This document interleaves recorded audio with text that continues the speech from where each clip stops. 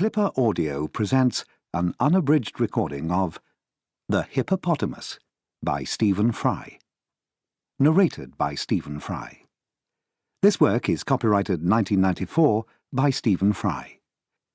This recording is copyrighted 1994 by Random House.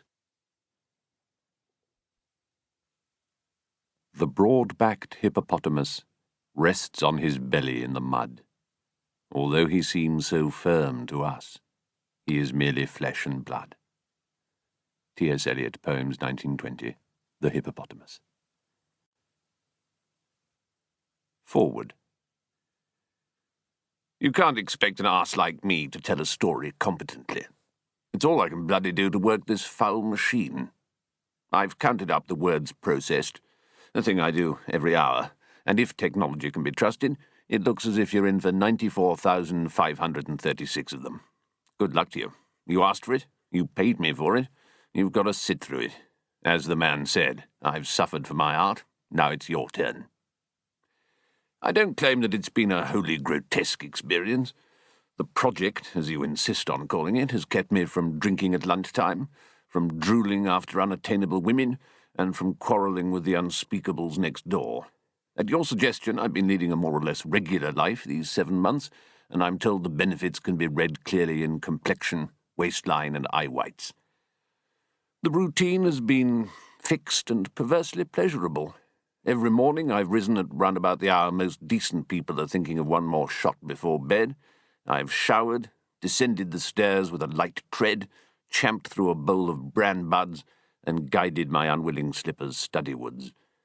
I switch on the computer, a procedure my son Roman calls jacking into the matrix, goggle with disgusted eyes at whatever guff I've said down the night before, listen to some more of those bloody interview tapes with Logan, light up a Rothman and just bloody well get down to it. If the day's gone well, I'll disappear upstairs for a round of light celebratory masturbation, what Roman would no doubt call jacking into the mattress, and I won't so much as think of a bottle till 7-ish. All in all, a proud and pure life. The problem with renting a house in the country is that suddenly everyone wants to know you. I'm endlessly having to fend off Oliver, Patricia, and Rebecca, and others who seem to think that my time is limitless and my cellar bottomless. Every once in a while, the bitch will unload a son or daughter for the weekend, but they're both big enough and ugly enough to look after themselves and don't need me to help them roll their joints or fit their coils. Next week, Leonora will be moving into the house I've given her and be permanently off my hands. She's far too old to be clinging to me. No, on balance, I would say the thing's been a huge success. As a process, that is, as a process. Whether the product has anything to recommend it is, naturally, for you to say. I'm fully aware that there's a deal of tarting up to be done.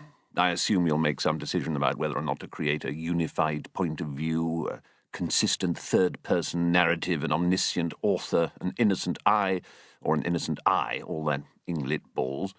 Since half of it's in letter form, you could always titivate here, dandify there, and call it an epistolary novel, couldn't you? My favourite candidate for a title is Other People's Poetry. I have a feeling, however, that your filthy marketing people will regard this as a notch too poncy. Seems to me to be the best title, the only title. So whatever cheap alternative you dream up instead, to me, this book will always be Other People's Poetry and nothing else.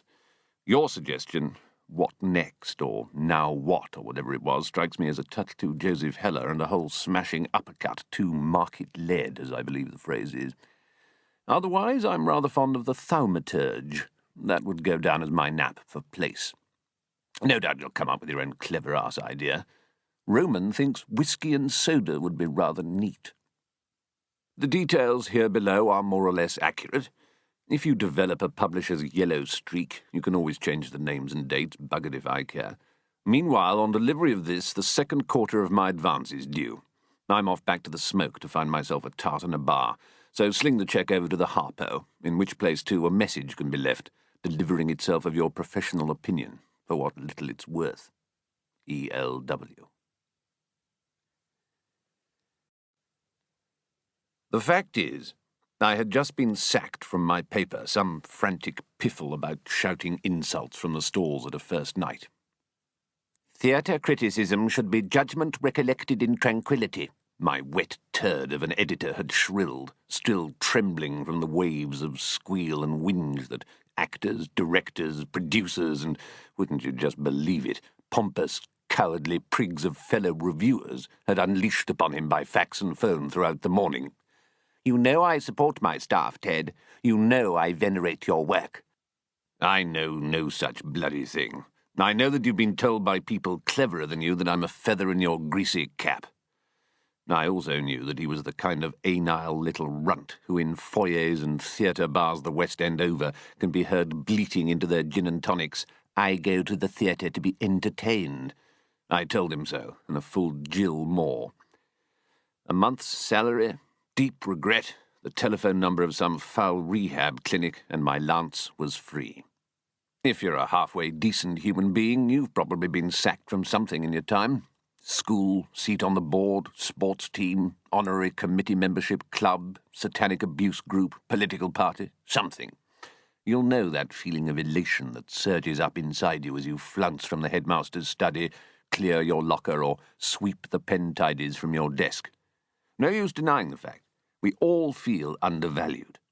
To be told officially that we're off the case confirms our sense of not being fully appreciated by an insensitive world. This, in a curious fashion, increases what psychotherapists and assorted tripounds of the media call our self-esteem, because it proves that we were right all along.